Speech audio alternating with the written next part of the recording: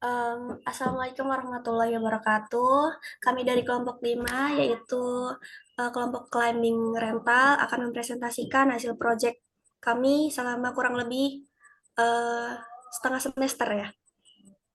Perkenalkan, nama saya Diah Pitaloka. Di proyek kali ini saya sebagai product owner dan front end developer.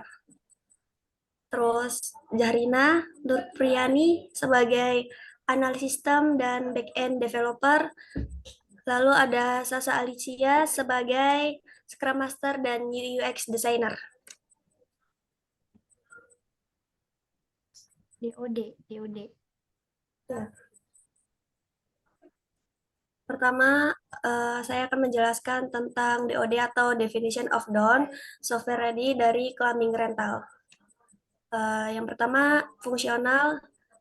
User atau penyewa dapat mencari sewa alat pendakian yang sesuai dengan kriteria yang diinginkan. Lalu, penyewa dapat menyewa alat pendakian dari mana saja tanpa perlu repot pergi ke tempat penyewaan. Lalu, user atau penyewa mendapatkan harga sewa alat pendakian yang lebih terjangkau. User penyewa dapat melakukan pembayaran yang lebih terjangkau. User penyewa dapat melihat riwayat penyewaan daftar barang yang disewa. Lalu ada user admin dapat melihat pendapatan yang didapat dari penyewaan. User admin dapat mengkonfirmasi pengembalian dan dari penyewa untuk memastikan barang sudah kembali. User penyewa dapat memilih kategori alat yang ingin disewa sehingga dapat memilih dengan lebih baik. Lalu untuk penyusunan kode pada saat development harus memenuhi beberapa syarat seperti clean code. Kode yang dibuat harus tersusun dengan format yang besar dan rapi agar mudah dimengerti. Lalu adanya automates pada code yang dibuat, script, user interface, performance, keamanan, dan fungsionalitas. Seluruh proses development tercatat dan tersimpan pada version control system atau VCS. Lalu untuk user interface tersendiri memiliki tampilan yang dibuat sesuai dengan hasil riset user interface dan user experience terhadap calon pengguna. UI dan UX sudah user friendly, penempatan alat pendakian sesuai dengan kategori, penampilan alat pendakian sesuai toko jasa sewa, menampilkan lokasi jasa sewa sesuai dengan lokasi penyewa, menambahkan fitur rating pada setiap produk alat pendakian, arsitektur interaksi tidak membuat user kesulitan atau kebingungan. Dan yang terakhir, menyusun aplikasi dibuat secara rapi, detail, dan terstruktur. Terakhir, documentation terdapat dokumentasi lengkap dari semua fitur yang dibuat. Dan yang terakhir, terdapat dokumentasi dan log dari semua proses development. Selanjutnya,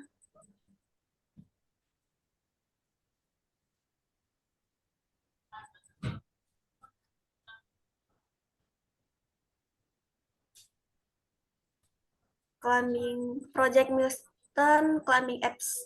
Yang pertama ada prepare. Nah, di prepare ini kita melakukan riset permasalahan, riset kebutuhan, analisa kebutuhan aplikasi, dan menetapkan anggaran. Lalu di yang kedua ini yaitu planning. Di planning kita melakukan user research, penentuan desain, penentuan teknologi dan infrastruktur, dan yang terakhir menetapkan jadwal. Lalu yang ketiga execute. Di execute kita ini melakukan sprint 1, 2, 3, sampai 5. Yang keempat, melakukan testing. Di testing kita melakukan pengujian. Dan yang terakhir itu dan kita melakukan implementasi aplikasi dan memantau kinerja sistem.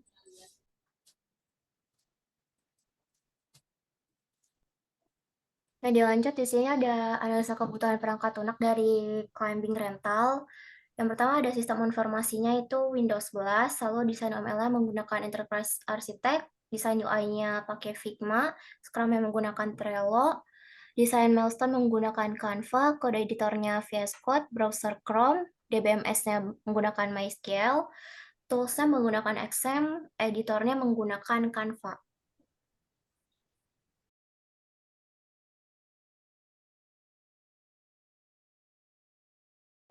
Kemudian dilanjut dengan user persona. Yang pertama, ada Rina.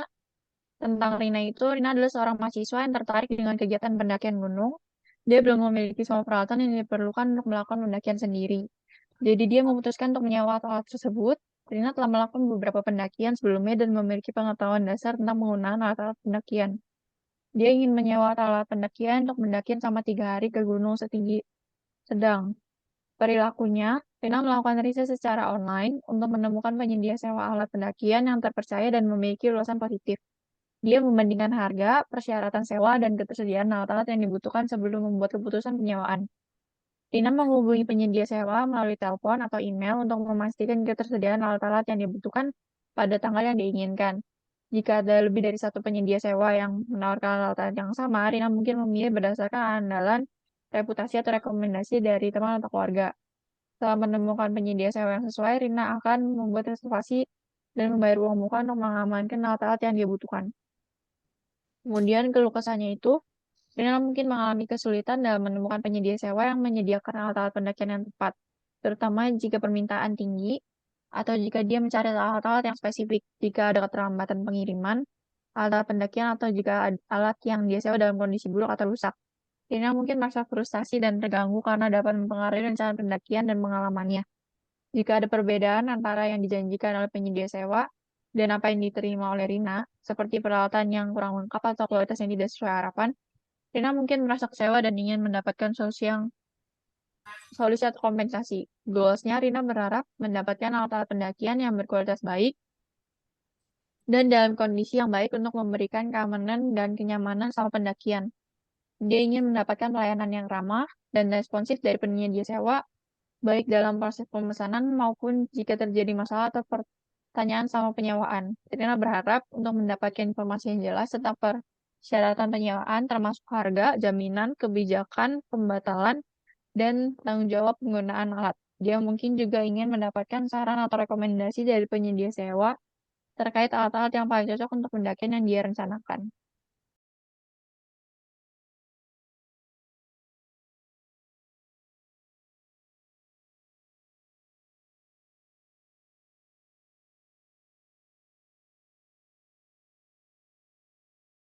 Ada produk backlog. Yang pertama itu sebagai product owner, saya ingin memiliki aplikasi yang user-friendly. Sebagai UI UX designer, kami ingin membuat tampilan produk yang menarik dengan informasi yang relevan. Sebagai product owner, saya ingin aplikasi climbing apps memiliki fitur untuk mencetak laporan. Sebagai penyewa, saya ingin aplikasi yang dapat digunakan dengan fitur pencarian dan memfilter alat berdasarkan kategori untuk merek dan sebagainya. Sebagai penyewa, saya ingin aplikasi yang dapat menampilkan gambar dari alat pendakian yang ingin disewakan. Sebagai penyewa, saya ingin aplikasi yang dapat menampilkan ketersediaan alat secara real-time. Sebagai sistem analis, saya ingin membuat rancangan aplikasi yang rapi, jelas, dan terstruktur. Sebagai backend developer, saya ingin membuat data-data yang ada menjadi terstruktur. Lalu yang kedua ada sprint goals. Sebagai Scrum Master, saya ingin manajemen tim agar dapat memenuhi sprint dengan baik. Sebagai product owner, saya ingin memiliki aplikasi yang dijadikan sarana penyewa untuk memerlukan sewa alat pendakian dengan sorry salah ulang-ulang ya. Lalu ada sprint goals. Sebagai Scrum Master, saya ingin manajemen tim agar dapat memenuhi sprint dengan baik. Lalu sebagai product owner, saya ingin memiliki aplikasi yang dijadikan sarana penyewa untuk menemukan sewa alat pendakian dengan mudah. Sebagai development team, kami ingin tampilan aplikasi menarik, alurnya jelas, dan data yang ada terstruktur. Sebagai development team, kami ingin membuat aplikasi mudah dipahami oleh pengguna. Dilanjut ada sprint backlog dari UI UX ingin membuat aplikasi penyewaan alat pendakian dengan tampilan yang menarik dan informatif bagi pengguna. Lalu dari backend developer ingin membuat database sesuai kebutuhan. Dari backend lagi ingin membuat CRUD di setiap halaman data.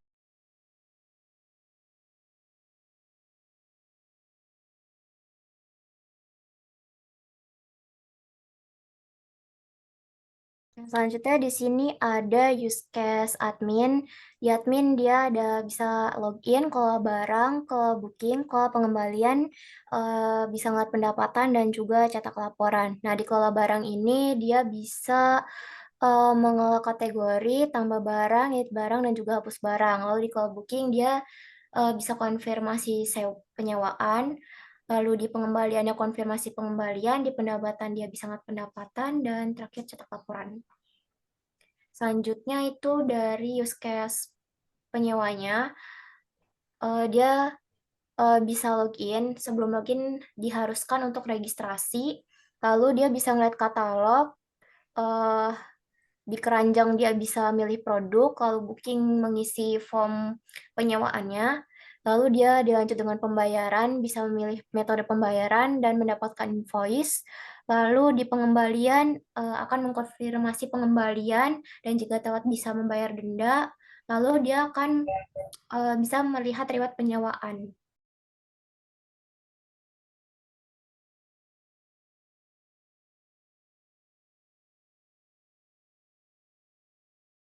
Kemudian dilanjutkan dengan activity diagram. Yang pertama itu ada login dari climbing app.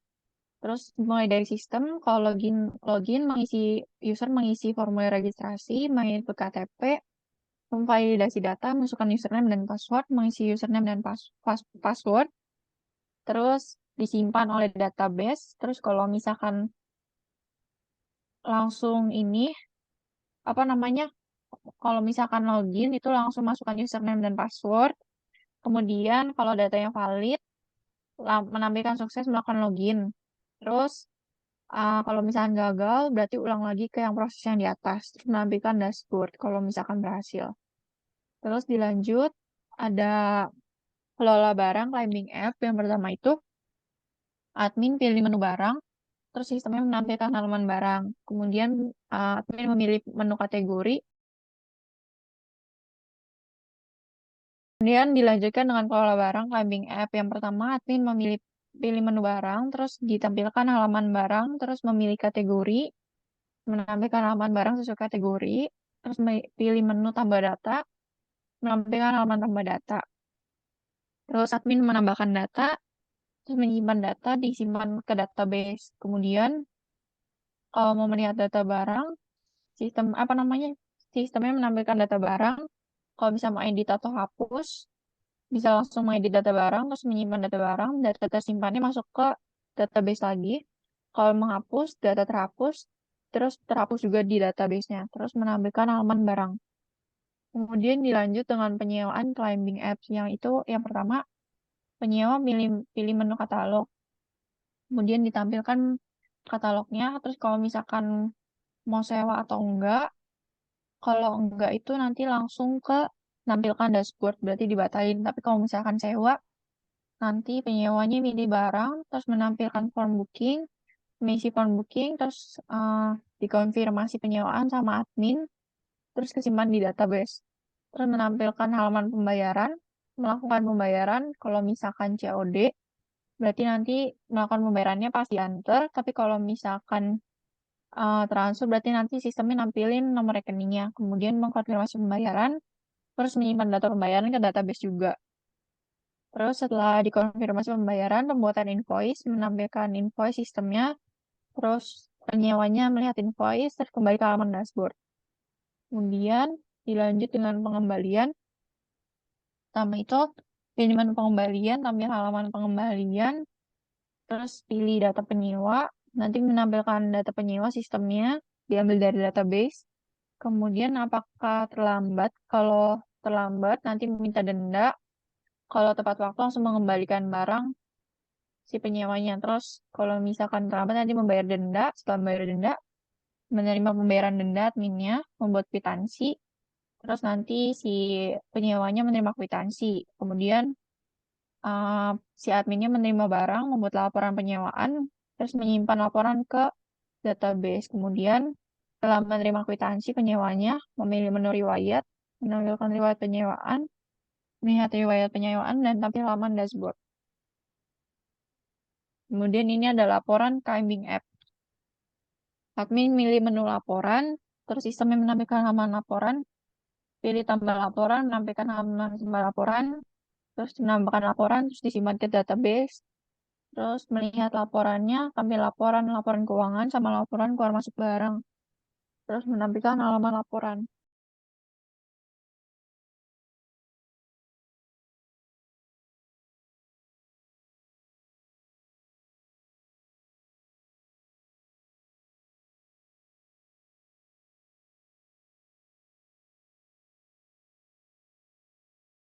Di sini ada halaman registrasi, ada penyewa. Pertama, penyewa akan menginput data diri ke form registrasi, lalu diproses ke sistem. Setelah itu, dari sistem ke tabulatornya akan menyimpan data. Lalu setelah itu result, setelah itu terakhir harus tampil dashboard. Lanjut. Dari sini halaman login dari user ke formnya, dia akan input username dan password, lalu validasi user, setelah itu query search, nantinya query result, setelah itu masuk ke halaman dashboard.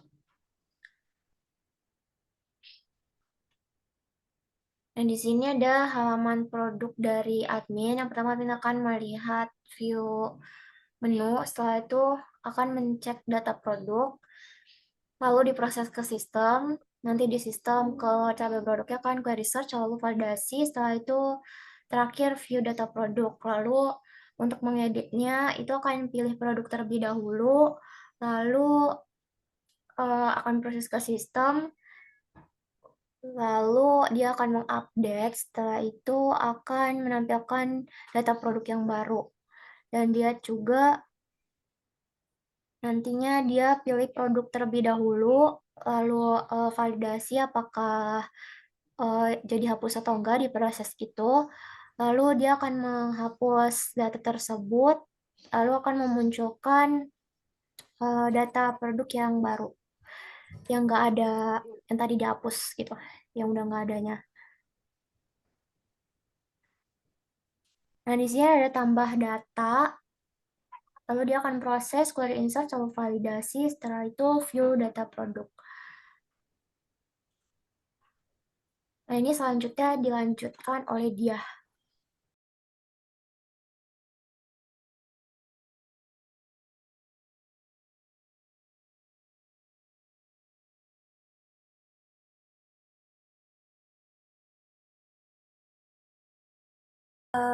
Selanjutnya ada diagram sequence admin di halaman booking. Yang pertama, admin melakukan view menu di form menu. Lalu kedua, admin melakukan konfirmasi pesanan di form booking. Lalu dari form booking ke sistem itu proses. Lalu dari sistem melakukan query select di database di tabel booking. Lalu dari database ke sistem melakukan validasi. Lalu dari sistem melakukan validasi juga ke form booking. Lalu dari form booking melakukan menampilkan data pesanan ke admin. Lalu admin melakukan hapus pesanan ke form booking. Lalu dari form booking melakukan proses ke sistem, lalu dari sistem melakukan query delete ke tabel booking, lalu dari database melakukan validasi ke sistem, dari sistem melakukan validasi ke form booking, lalu dari form booking menampilkan data pesanan ke admin. Lalu admin melakukan cetak laporan di form laporan, lalu dari form laporan melakukan proses ke sistem, dari sistem melakukan query search ke tabel laporan di database, lalu dari database melakukan validasi, dari sistem melakukan cetak laporan minggu atau per bulan ke form laporan, lalu dari form laporan menampilkan laporan mingguan atau bulanan ke admin. Oke, di sini ada sequence diagram di halaman keranjang untuk aktor penyewa. Jadi yang pertama, penyewa melakukan view menu di form menu, lalu penyewa melakukan tambah produk di form keranjang, lalu dari form keranjang melakukan proses ke sistem, dari sistem melakukan query insert ke database tabel keranjang, lalu dari tabel keranjang melakukan validasi ke sistem, dari sistem result ke form keranjang, dari form keranjang menampilkan produk di keranjang ke penyewa. Lalu penyewa melakukan pilih produk di form keranjang, dari form keranjang melakukan proses di sistem, lalu sistem melakukan query select di database tabel keranjang, lalu dari tabel keranjang melakukan validasi ke sistem, dari sistem melakukan lagi ke form keranjang, dari form keranjang menampilkan produk yang telah dipilih. Lalu penyewa melakukan input data checkout di form checkout. Lalu dari form checkout melakukan proses ke sistem, dari sistem melakukan query insert di tabel checkout, lalu dari tabel checkout melakukan validasi ke sistem, dari sistem result ke form checkout, dari form checkout menampilkan total bayar. Lalu penyewa melakukan pembayaran di form pembayaran, dari form pembayaran melakukan proses ke sistem, dari sistem melakukan query insert ke tabel pembayaran, dari tabel pembayaran melakukan validasi ke sistem, dari sistem mencetak resi ke form pembayaran, dari form pembayaran menentukan resi pembayaran penyewa.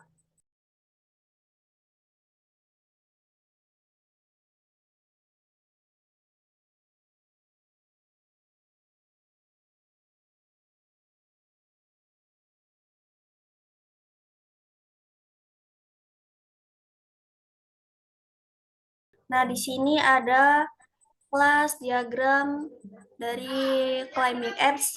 Yang pertama di sini ada kelas tabel user atau untuk kelas login, lalu ada kelas admin, ada penyewa, kelas penyewaan, kelas pendapatan, kelas transaksi, kelas produk, terus kelas pengembalian, dan kelas laporan. Kemudian dilanjutkan dengan logonya. Ini ada logo dari Climbing Rental. Jasa sewa alat pendakian, makai gambar tenda karena biasanya kalau mendaki itu pasti pakai tenda gitu. Terus dengan beserta alat-alat lainnya gitu.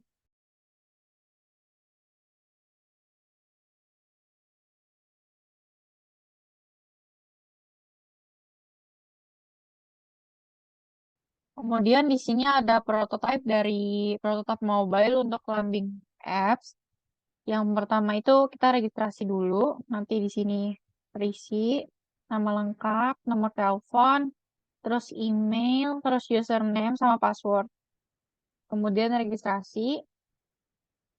Terus ini bakal muncul kayak berhasil registrasi. Kemudian langsung login, username dan passwordnya. Ini kalau misalkan mau lihat passwordnya gitu. Terus ini langsung login, berhasil login bakal muncul pop-up lagi. Kemudian ini tampilan dashboardnya, dan saya akan memilih bagian yang sarung tangan untuk disewa.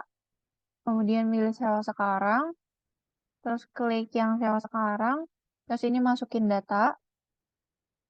Terus selanjutnya bakal muncul buat checkout kayak gini.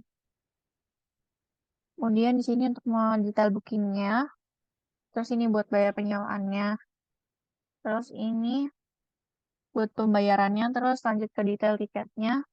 Ini untuk detail tiketnya. Kemudian ini untuk ranjangnya. Terus kembali nanti kita cek ke riwayat. Ini riwayatnya, riwayat yang udah selesainya. Terus ini pengembaliannya yang belum dikembaliin. Terus sama ini pesanannya belum dibayar. Terus di sini ada profile, bisa bisa melakukan logout di sini. Terus udah selesai. Kembali ke halaman beranda. Oke, jadi ini tampilan prototipe web dari penyewa. Yang pertama, kita diminta untuk melakukan registrasi. Di sini mengisi data diri seperti ini. Terus nama lengkap, nomor telepon, email, username, dan password. Lalu baru kita melakukan registrasi. Di sini muncul pop-up seperti Anda berhasil registrasi. Setelah registrasi, kita diminta untuk melakukan login, masukkan username dan password. Lalu kita klik login. Nah, setelah login, kita diarahkan ke dashboard menu utama. Jadi, saya ingin menyewa ini, carrier consignment bearing atau tas pendakian. Klik. Nah, muncul detail barang. Lalu pertama kita masukkan ke keranjang, bisa pesan sekarang, tapi saya akan masukkan ke keranjang terlebih dahulu. Nah, muncul lagi pop-up berhasil ditambahkan. Lalu kita klik keranjang. Nah, ini akan muncul halaman form keranjang.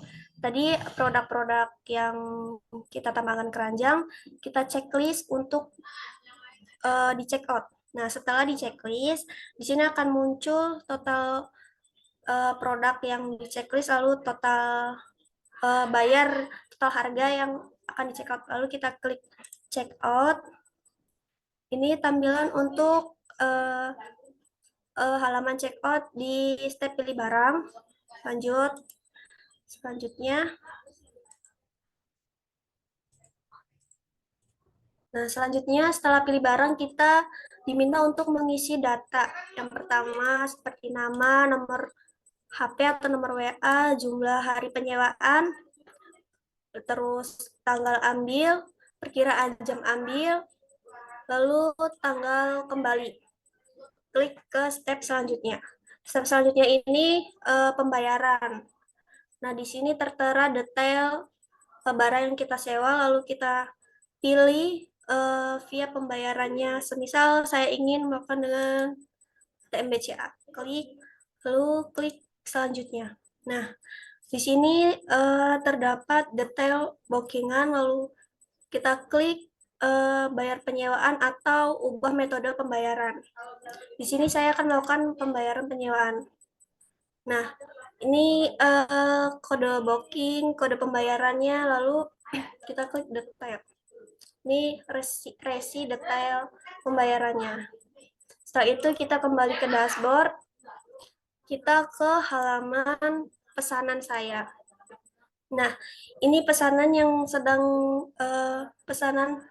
kita sewa. Lalu setelah itu ke halaman pengembalian. Nah, ini pesanan yang kita sewa yang belum dikembalikan di sini tertera. Lalu di sini riwayat untuk pesanan penyewaan yang telah selesai disewa. Kita bisa melakukan sewa lagi atau semacamnya. Oke. Selanjutnya, kita kembali lagi ke menu dashboard. Kita ke akun. Nah, ini tampilan dari akun penyewa, bisa melakukan edit profile. Setelah itu kita bisa logout. Nah, di logout ini kita dikembalikan ke halaman login. Selesai. Nah, dilanjut ini untuk tampilan dari adminnya, loginnya. Kita coba login, karena kalau untuk login itu dia udah auto ke registrasi di database. Jadi untuk mengubah yang lain-lainnya untuk admin itu, mengubahnya itu dari database ya. Mulai dari registrasi dulu aja deh. Nah, jadi yang pertama kita coba dulu registrasi.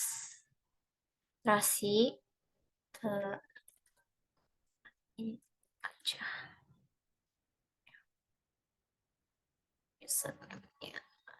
Admin, lalu nomor teleponnya. Kita regis. Nah, jadi kalau di aplikasi ini tuh kalau mau jadi admin itu misalkan tadi regis yang tadi. Nanti di database-nya itu kita harus ngubah role-nya ini jadi admin dulu. Oke. Kita coba buat login adminnya.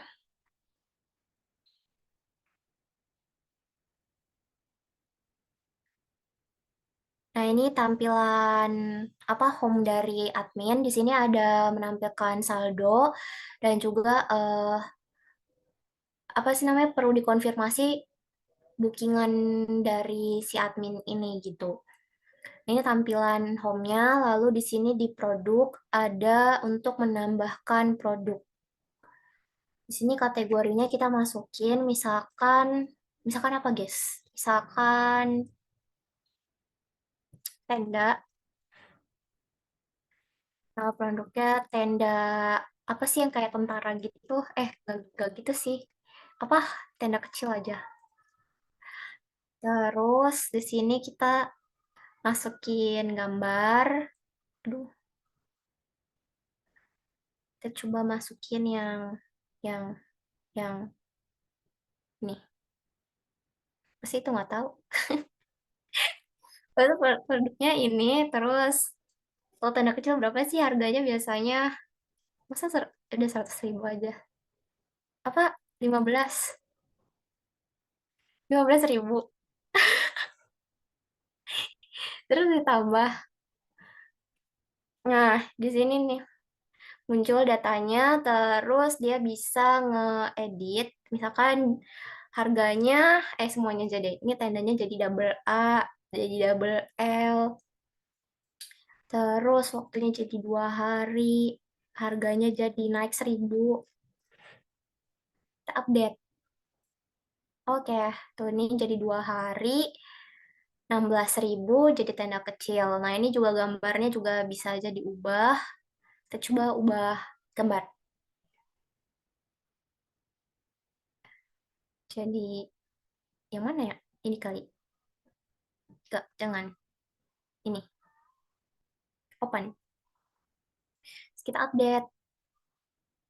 Nah, dia ubah. Terus kita coba hapus. Nah, ini dia. Terus di sini untuk tampilan bookingnya. Nah, ini untuk root-nya itu yang baru bisa dijalanin di halaman produk karena keterbatasan waktu. Jadi di tampilan booking seperti ini untuk root-nya itu masih belum bisa, belum jalan. Ini untuk tampilan pengembaliannya. Terus di sini ada untuk cetak laporannya. Ini masih baru tampilan-tampilannya aja. Nah, terus dilanjut kita cobain untuk halaman apa itu customer dari webnya yang udah dibuat. Kalau yang tadi kan tuh kayak masih prototipenya gitu, jadi nyobain yang ininya. Ini untuk usernya, penyewanya, ini tampilannya kayak gini. Terus di sini ada untuk keranjangnya. Misalkan di check out. Nah, ini tampilannya kayak gini. Terus selanjutnya ini masih belum, keruknya juga masih belum jalan, jadi cuma tampilan-tampilannya doang yang dibuat. Ini apa nih? Terus selanjutnya, nah ini dia, ini kembali ke home. Terus di sini ada juga apa ini namanya riwayat kayak penyewaannya gitu, gitu. Nah ini pengembalian, ini untuk selesainya. Nah begitu. Sekian demo dari untuk tampilan websitenya dari Climbing Apps. Dilanjutkan oleh Sasa. Ya, sekian presentasi mengenai climbing apps dari kelompok kami. Kurang lebihnya mohon maaf. Terima kasih. Bye. Makasih guys.